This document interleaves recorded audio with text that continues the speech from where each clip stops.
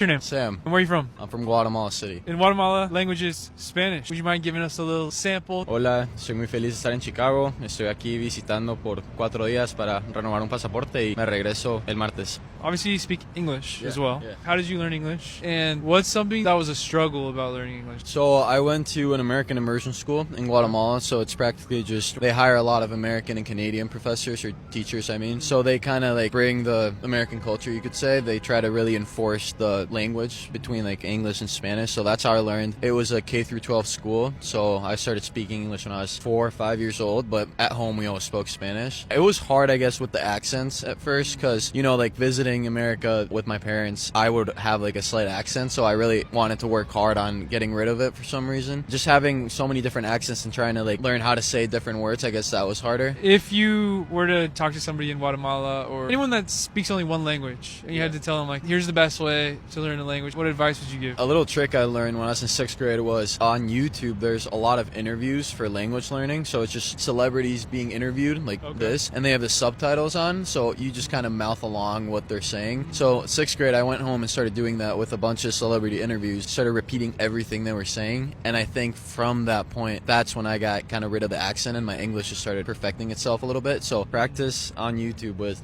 interviews. So that really helped me.